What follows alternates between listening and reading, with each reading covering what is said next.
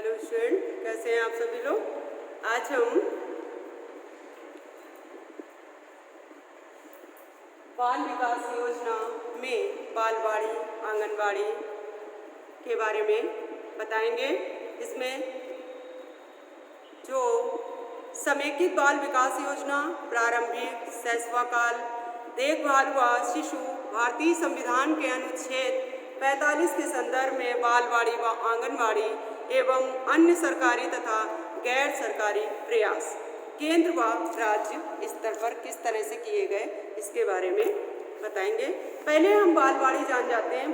बालवाड़ी जो है, बालवाड़ी प्रोसेस क्या है, बालवाड़ी पद्धति क्या है। इसके जो समर्थक हैं बालवाड़ी के,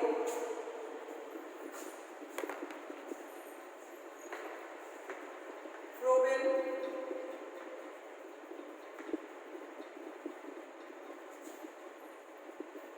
बालवाड़ी पद्धति के समर्थक जो हैं वो फ्रोबेल हैं। फ्रोबेल थे। बालवाड़ी जर्मन भाषा के किंडरगार्टन शब्द का हिंदी रूपांतर है, जिसका शाब्दिक अर्थ होता है बच्चों का बगीचा या खेल का बगीचा। बालवाड़ी का जो अर्थ है, जो फ्रोबेल ने बताया था जर्मन भाषा में,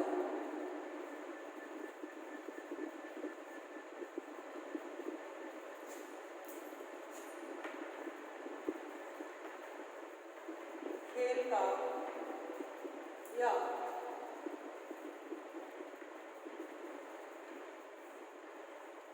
बालक का बगीचा, ये चीज इन्होंने बताई। फ्रोबेल ने क्या बताया कि बालवाड़ी जर्मन भाषा के किंडरगार्टन शब्द जो शब्द से है वो क्या है, खेल का अर्थात या बालक का बगीचा। बालवाड़ी को फ्रोबेल ने बताया। इसके बाद जो शाब्दिक अर्थ था वो खेल का बगीचा या बालक का बगीचा।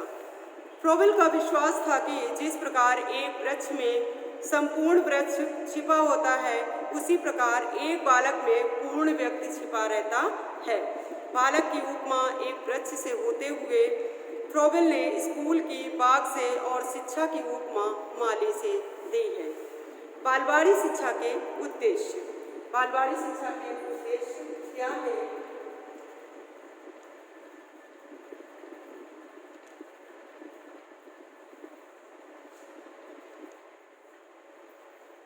बालवाड़ी शिक्षा में फ्रोबेल को ईश्वर की शक्ति पर अटूट विश्वास था।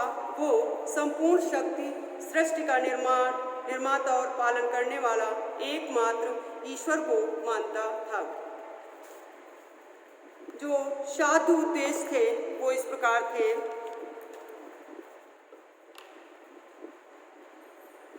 बालकों का भौतिक विकास करना,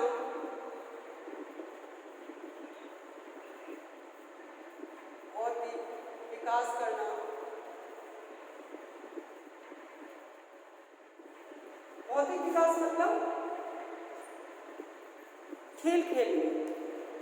फ्रोबेल ने बहुत ज़्यादा अपनी इसी शिक्षा पर जब बल दिया है कि बालक को कैसे उसके अपने वातावरण का, अपने परिवेश का कैसे ज्ञान करा सकते हो, कैसे भौतिक विकास पर उसके बल दे सकते हो। खेल खेल से उसको खेल खेल से सिखाओ और उसे अपने परिवेश का, अपने वातावरण का, उस भौतिक का जो भौतिक ज्ञान है, भौतिक विकास है, उसका ज्ञान कराओ। इसी तरह से उन्होंने बताया कि बालकों का भौतिक विकास करना। दूसरा है बालकों का चारित्रिक विकास।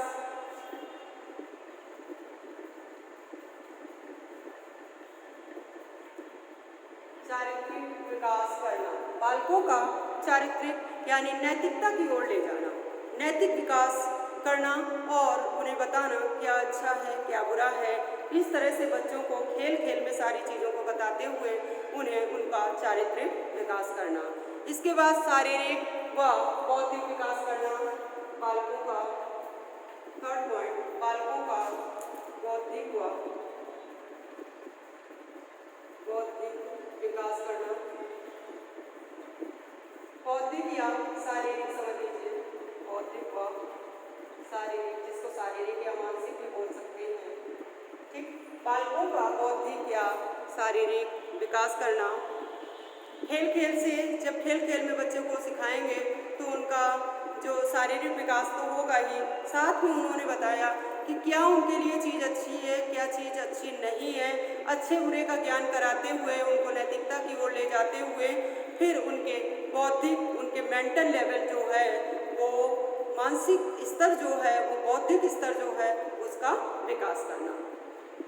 इसके बाद बौद्धिक स्तर का विकास करते हुए लास्ट पॉइंट उन्होंने बताया सामाजिक विकास करना। सामाजिक विकास करना, सामाजिक विकास करना। इस तरह से हमने फ्रोबेल के द्वारा जो उन्होंने बालवाड़ी के जो उद्देश्य बताए उसके बारे में हमने आपको बताया कि फ्रोबेल ने कौन कौन से भौतिक विकास, चारित्रिक विकास, बौद्धिक एवं शारीरिक विकास एंड सामाजिक विकास। सामाजिक विकास में उन्होंने बताया कि बच्चे को सामाजिक स्तर पर उसका ऐसा विकास करना कि वो एक कुशल नागरिक बन सके। इसके बाद हम बालवाड़ी प्रणाली जो है, बालवाड़ी प्रणाली के सिद्धांत,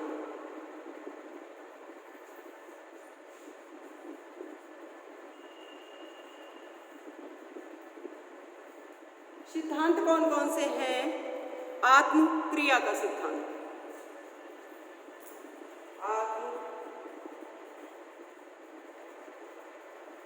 क्रिया का सिद्धांत। आत्मक्रिया, स्वक्रिया, स्वयं के द्वारा किया जाने वाला जो कार्य है, जो उनके मन से प्रस्फुटित होकर किया जाने वाला कार्य है, उनको स्वतंत्र विचरण करने दो, स्वतंत्र खेलने दो। स्वतंत्र खेलने के बाद जो भी कार्य उनका उभर के आए वो उसका आत्मक्रिया का सिद्धांत होगा। इसके बाद है एकता का सिद्धांत।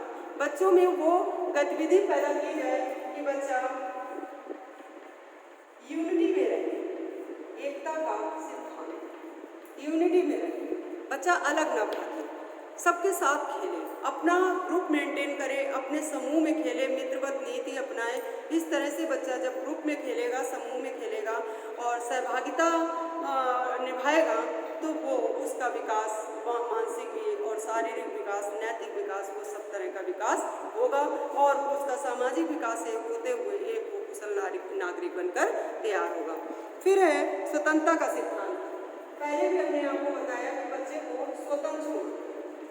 स्वतंत्रता का विकास सिद्धांत, स्वतंत्र उसको विचरण करने दें, उसको किसी भी चीज़ के लिए बाध्य ना करें, उसको स्वतंत्र छोड़ें और उसको देखें, पीछे देखें कि वो किस तरह का कार्य कर रहा है और उसको अच्छे बुरे का ज्ञान कराएं।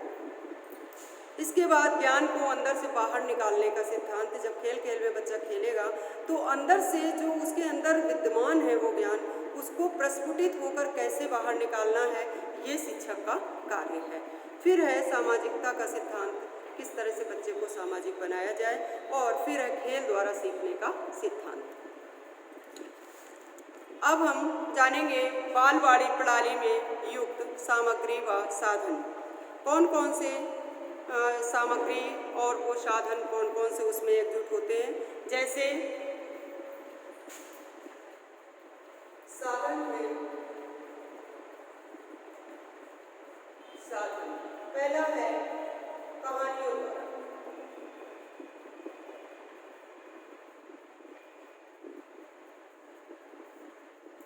कहानियों द्वारा बच्चों के लिए क्या साधन है, युक्त सामग्री व साधन क्या है। पहले उनको कहानियों द्वारा उनको हर चीज़ को बताना, परिवार के बारे में बताना, समाज के बारे में बताना, विद्यालय के बारे में बताना, उनको उन सब चीज़ों का ज्ञान कराना जिससे उसका भौतिक और मानसिक, शारीरिक, मानसिक विकास बहुत अच्छे से हो सके। दूसरा है खेल। खेल में बच्चे को बताना है कि उसे उसका विकास कैसे हो, खेल में बताना है।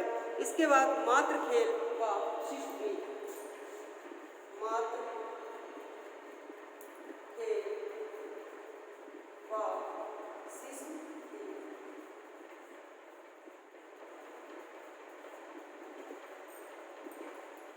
माँ के साथ खेलते हुए व बच्चों वाले गाने सुनाते हुए, इन सब चीज़ों को जब हम बच्चे के साथ इन सब चीज़ों को जोड़ेंगे तो बच्चे का जो विकास है, इन साधन द्वारा बच्चे का विकास बहुत अच्छे से हो सकेगा।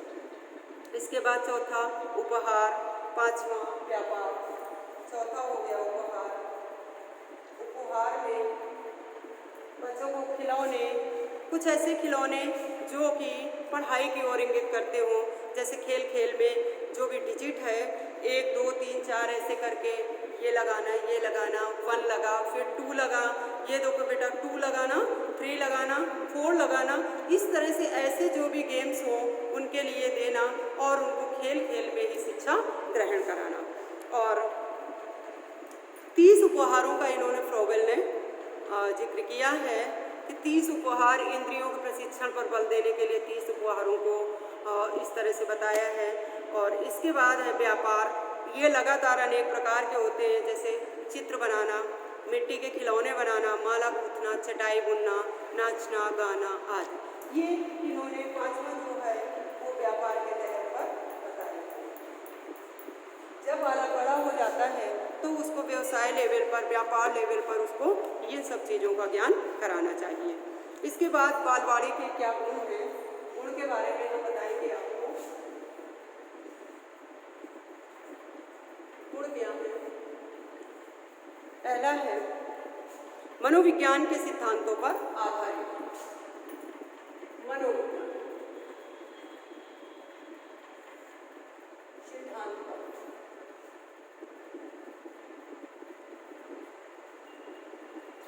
मनोविज्ञान सिद्धांत पर जो भी बालवाड़ी को, जो भी बालकों को बताना है, बालवाड़ी में जो भी बताना है वो मनोविज्ञान आधारित होना चाहिए, जिससे बच्चे का विकास हो सके। शिशु केंद्रित शिक्षा होनी चाहिए, अच्छे गुणों का विकास होना चाहिए, शिक्षा की परंपरागत प्रणाली में सुधार होना चाहिए, ज्ञानेंद्रियों के शिक्षण की व्यवस्था होनी चाहिए, प्राकृतिक निरीक्षण व बागवानी होनी चाहिए, प्रकृति विचरण करना चाहिए, जिससे बच्चों का शारीरिक विकास और बौद्धिक विकास बहुत अच्छे से हो सके।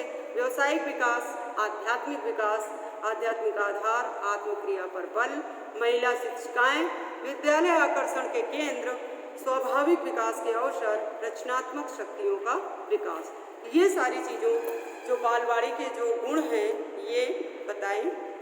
अब हम बालवाड़ी के गुण, दोष, इन सब चीज़ों को डिटेल रूप में हम अगले लेक्चर वीडियो में आपको बताएंगे।